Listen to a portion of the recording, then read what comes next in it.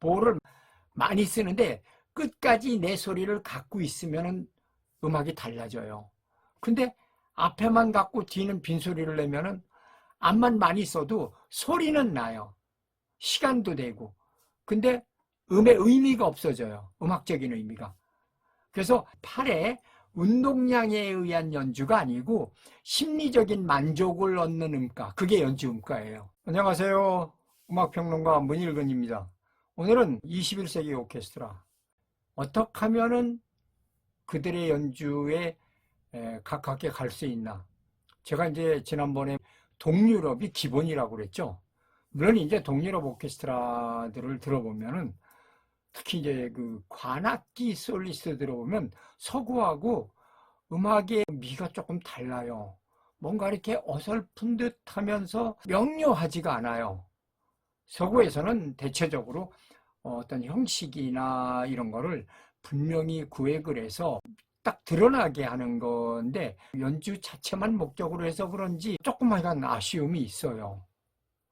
그러나 우리가 이제 현재 새롭게 오케스트라가 발전시키고 나가려면은 가장 기본이 되는 게 동유럽이거든요. 동유럽이 그나마 그렇게 남아있는 게 21세기 오케스트라를 볼 수 있는 가장 기본적인 게 되는 거예요. 그러니까 동유럽에서 발전된 게 서유럽 오케스트라죠. 그리고 서유럽에서 더 나아가서 청중들을 강하게 인상 남기고 싶어서 하는 연주가 미국 스타일이에요. 그러다 보니까 조금씩 다르죠. 뭐 러시아는 정치적인 이유가 있었다고 그랬죠. 그러니까 그런 게 어떤 면에서 보면은 우리나라 현재 오케스트라에서 미국 스타일로 훅 가는 게 조금 빠르긴 해요. 근데 이제 조금 차이예요. 왜냐하면 현악기들은 음가에 대한 거하고 관악기들은 호흡 자체를 바꿔야 돼요. 그리고 호흡이 굉장히 강한 호흡이거든요. 그렇다고 힘으로 부는 건 아니에요. 미국 사람들이 몸이 좋잖아요. 그래서 왜 한동안은 그런 말도 있어요.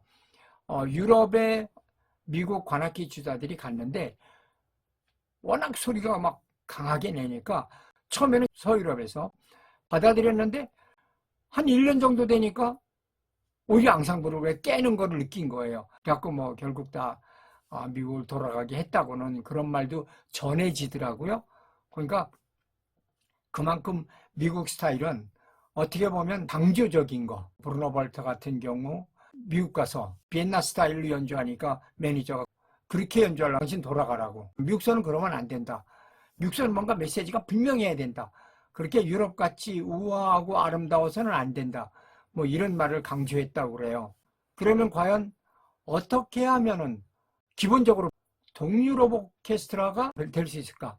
근데 이제 여기서 전제해야 될 게 동유럽이나 서유럽이나 미국이나 러시아나 가장 핵심적인 거, 오케스트라 앙상블을 만들 때 핵심적인 건 배음이에요. 배음이고 그 다음에는 앙상블주법이에요. 이 두 개만 큰 틀에서 마련되면 나머지는 세부적인 거니까 갖춰가면 돼요. 왜 배음이 중요하냐면요. 우리나라 연주자들이 선생님한테 배우는 과정이 되게 보호를 끝까지 다 갖고 있는 게 아니라 음을 끝까지 연주자가 갖고 있고 노래하게를 가리키지를 않아서 생기는 문제인데 그러다 보니까 음악이 처음에는 있고 뒤에는 빈소리가 돼요. 저는 연주하는 것만 보고 있으면은 어디서부터 잘못 쓴 보호다. 어디까지가 음가고 어디는 빈소리다. 이걸 눈으로 보여요. 귀로도 들리고요. 호흡도 마찬가지예요. 호흡이 특히 플룻 같은 경우 앞에서 치구에다 아주 강하게 불잖아요. 여기서 바람을 세게 넣으면은요 소리는 여기서는 크게 들려요. 근데 멀리 나가지를 않아요. 그게 중요하잖아요. 홀에서 서구가 홀이 어쿠스틱이 플러스 마이너스 2초거든요. 그러면 2초 동안에 전달이 돼야 되는데 안 나가면 전달이 안 되죠. 그러면 소리가 멀리서는 들려요. 그러니까 설득력이 적어지는 거죠. 그냥 소리만 들리는 거지 전해 오는 소리가 없으니까. 전해 와야 되거든요. 그러니까 귀까지 다 여러 사람한테. 그래서 제가 그동안에 뭐 페테르스부르크 남성 팔중주단의 연주라든가 우리나라 교향악 축제 때 매번 가서 뭐 사운드가 어디에 있다 뭐 이런 얘기까지 이제 구체적으로 해드렸는데, 그걸 벗어날 수 있어야 돼요. 그러니까 전해져야 되는 소리죠. 그게 전해지는 소리를 내려면 가장 기본이 배음이고요. 물론 악기가 충분히 울려야 돼요. 악기가 소리 나는 게 문제가 아니고 악기 자체가 음악적인 소리를 내는 기기잖아요. 그러면 악기가 음향학적 구조로 충분히 낼 수 있는 소리가 다 있어요. 여러분들 생각해 보세요. 스트라디바리가 왜 스트라디바리예요? 스타인웨이나 베젠돌퍼가 왜 유명해요? 치면은 전달이 되거든요. 근데 똑같은 피아노를 치고 바이올린을 연주해도 전달이 되고 안 되고 해요. 무조건 다 되는 건 아니에요. 물론 어느 정도는 감쇄율은 좀 적겠죠. 좋은 악기로 했을 때는 조금 더 나가죠. 그러나 기본적으로 보호 자체가 잘못됐고 호흡이 잘못됐으면요, 소리가 나가지를 않아요. 암만 악기가 좋아도 의미가 없어요. 물론 좋은 소리는 들리죠. 좋은 소리구나. 어느 그 바이올린 선생님하고 얘기를 하는데, 당신 아들이 콩쿠르를 나갔는데, 이제 뭐 이분은 미국서 공부하신 분이니까 애들도 다 데리고 가서 공부했거든요. 그러니까 편하게 생각하고 애들 아끼니까 뭐 좋은 거 아니고 그냥 그렇게 비싸지 않은 걸 사줬는데, 애가 콩쿠르에서 3등을 했대요. 그래가지고 어떤 문제가 있냐고 물어봤더니 선생님들이 하나같이 악기가 조금 안 좋은 것 같다, 그런 얘기를 하더래요. 좋은 악기가 보편화된 거죠. 근데 사실은 좋은 악기보다 악기 쓰는 거가 중요한 거예요. 그게 이제 현악기에서는 내추럴 보고요. 그래서 러시안 보호가 제일 좋다고 그랬죠. 지금 러시안 보호예요. 러시안 보호가 최고예요. 그것도 레오폴드 아우어가 러시아 가서 가르치면서 그 제자들이 이렇게 된 거잖아요. 그러니까 그만큼 보호가 굉장히 중요해요. 그게 바로 배음이에요. 그러면 배음이 갖고 있는 충분한 소리, 얼마나 배음이 풍부한 소리를 내느냐 하는 게 이제 이게 핵심이죠. 근데 여기서 이제 또 앙상블주법으로 가면은 배음이 풍부한 거에 음가가 절대치를 내야 돼요. 그냥 소리만 내는 게 음이 끝나는 게 아니라 그거 빈소리가 되면 안 돼. 끝까지 갖고 있어야 돼요. 외국 사람들 여러분들 잘 보세요. 아는 곡이면 같이 노래를 해보세요. 그 사람들은 끝까지 다 노래가 끝날 때까지 하고 있어요. 근데 우리는 되게 빠 하면 그 다음에는 빈소리예요. 이게 차이인 거예요. 그러니까 시간으로는 맞아요. 시간으로는 문제가 안 돼요. 다만 음가를 내가 얼마나 갖고 내 음악적인 요소가 되게 하느냐, 그게 이제 음가 절대치예요. 근데 이제 음가 절대치가 사실은 굉장히 여러 가지 음악이 있어요. 악보 음악이 있어요. 악보에서 여러분들이 연주를 많이 했잖아요. 그런 곡 같고 이렇게 눈으로 보고 있으면 음악이 들려요. 그게 악보 음악이에요. 연주하는 거하고 상관없죠. 연주하는 것보다 더 간략하고 명료하고 아름다워요. 그 다음에 작곡가 음가가 따로 있어요. 그건 좀 구체화되는 거죠. 작곡가가 뭐 알레그로, 안단테 뭐 이렇게 템포를 정해주잖아요. 개념적으로. 그러면 거기에 맞는 게 작곡가 음가예요. 거기에 맞춰서 연주할 수 있어요. 음을 지켜가면서. 그 다음에 또 연주 음가가 있어요. 이건 뭐냐면 심리적인 음가예요. 그러니까 쉽게 얘기하면 우리는 보호를 많이 쓰는데 끝까지 내 소리를 갖고 있으면 음악이 달라져요. 근데 앞에만 갖고 뒤는 빈소리를 내면은 앞만 많이 써도 소리는 나요. 시간도 되고. 근데 음의 의미가 없어져요. 음악적인 의미가. 그래서 팔에 운동량에 의한 연주가 아니고 심리적인 만족을 얻는 음가, 그게 연주 음가예요. 그건 이제 이 연주 음가는 어디까지 가냐면요, 이게 뭐 앙상블주법에서 제대로만 되면 작곡가 오리지널리티하고 똑같아져요.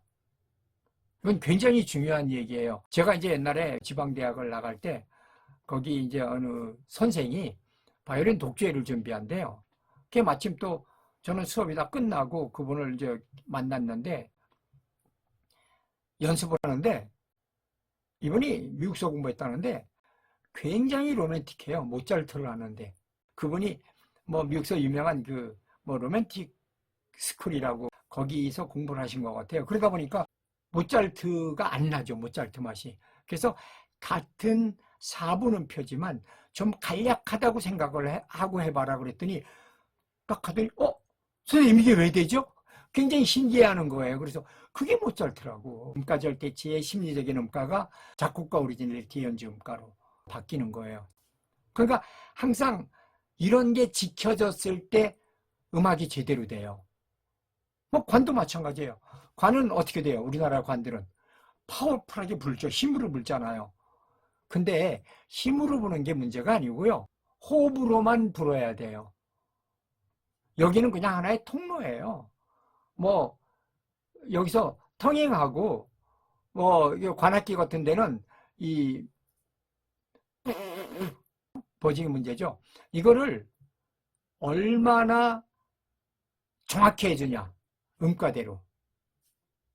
소리 내는 게 문제가 아니고요. 호흡으로 해서 해줘야 돼요. 그러니까 똑같아요. 관악기도 악보음악을 낼 수 있어야 돼요. 악보음악을 연주자가 사실은 악보에 있는 음악을 듣고 연주할 수 있으면요. 음악이 굉장히 아름다워져요. 그게 이제 지난번에 얘기했듯이 피거리즘이거든요. 그러면 그 음악은 진짜 너무 아름다워요. 그래서 제가 왜 요아임 연주가 굉장히 아름답더라고 여러분한테 소개도 해드렸잖아요. 그게 이제 아까 현악기도 똑같아요. 과정은. 그게 이제 음가가 악보 음가에서 심리적인 음가로 바뀌고 그게 연주 음가로 바뀌면 작곡가 오리지널리티 음가가 되는 거죠. 그런 게 돼야 되는데 무조건 불어서 다 똑같으냐. 우리나라에서 제일 좋다는 대학을 나오셨는데 불가리아에서 공부하고 오셨더라고요. 브람스만 했던 것 같아요. 음가나 이런 게 안 맞아요. 제가 볼 때 브람스죠. 그래서 이게 왜 브람스냐고 제가 그런 소리를 한번 했어요. 그랬더니 굉장히 평으로 그랬으니까 쇼크를 받은 것 같아요. 그 동기들하고 다. 그럼 어떻게 브람스를 해야 되냐. 나중에 이제 어느 분이 묻더라고요. 그래서 브람스는 비중이 더 있어야 되냐 아니야. 단순하고 로맨틱한 게 아니다. 브람스는. 브람스 하면은 브람스 일본 교향곡 같은 이미지가 떠오르잖아요. 물론 교향곡 4번 같이 그 가을이라도 뭔가 우수하면서도 곡이 굉장히 풍성한 소리가 아주 로맨틱하게 흐르잖아요. 여기서 로맨틱이라는 게 주관적인 그런 강한 게 아니라 음악적으로 편안한 로맨틱이 같이 흘러야 되는 거거든요. 폭이 있고. 그러면 브람스가 되겠죠. 그건 마찬가지예요. 관들이 현도 마찬가지고요. 음가 절대치가 주어져야 돼요. 그러니까 무조건 연주만 해서가 아니라 제가 말씀드렸잖아요. 오케스트라가 발전하는 가장 기본적인 거는 배음이 풍부한 소리와 앙상블 주법에 의한 연주면 된다고. 근데 앙상블 주법에는 음가 절대치가 이제 다양한 음가가 나왔잖아요. 그거를 연주할 수 있으면 기본적인 건 돼요. 만약에 그걸 가장 내추럴하게만 했다면은 동유럽 오케스트라가 되는 거죠. 그러면 동유럽 사람들보다 어떻게 보면 더 아름다운 음악이 될 수 있죠. 왜냐하면 동유럽은 아까 제가 말씀드렸죠. 뭔가 이렇게 확신이 이렇게 딱 주어지질 않는다고 그랬잖아요. 그 구도가 명확하게 딱 나타나고 프레이즈나 이런 발전되는 음악이 명료성보다 흐름 속에 있다 보니까 뭔가 이렇게 약점이 있다고 그랬는데 그런 면에서 우리가 그걸 지켜진다면 동유럽하고 똑같은 사운드의 음악미에 더 분명한 음악미가 되겠죠. 그러면 서구에 더 빨리 가깝게 가죠. 그런 다음에 서구로 가면 되죠. 서구로 가는 거는 구체적인 거는 현악기나 관악기를 따로따로 할 거예요. 그럴 때 이제 제가 구체적으로 말씀을 드릴 거예요. 어떻게 하면 음색이 만들어진 것까지. 관들도 마찬가지고요. 사실 현들은 마찰이지만 여기 현하고 화라고 여기서만 마찰이 아니에요. 줄 전체가 울릴 수 있는 마찰을 해야 돼요. 그래야 음색이 생겨요. 그러니까 음색이라는 거는 제가 말씀드렸잖아요. 연주자들이 평생 했을 때 말년에 생긴다고. 그러니까 아르투르 로빈스타인이 60대 후반에 생겨요. 음색이. 너무 아름다워요. 그걸 여러분들 혹시 70년대 전후한 시기에 루빈스타인이 친 녹턴이 있으면은 한번 들어보세요. 그러면 그 소리가 너무 아름다운 걸 느끼실 거예요. 근데 3, 40년대 들어보세요.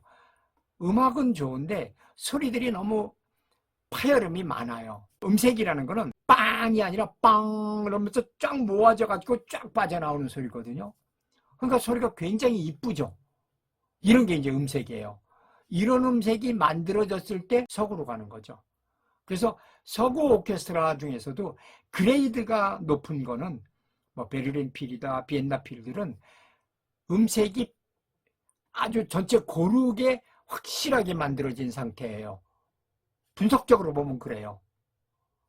그리고 그게 그러니까 천차만별이잖아요. 서구 오케스트라 우리가 들으면 유럽 오케스트라 뭐 어지간한 오케스트라들이 와서 들으면 너무 좋죠. 아름답다. 이거가 다 똑같은 건 아니거든요. 그러니까 유럽 사람들도 모르겠어요. 그 사람들이 구체적으로 음색에 대한 거 이런 걸 제가 지금 여러분들한테 말씀드린 이런 이론적인 걸 정확히 알고 있는지는 몰라도요.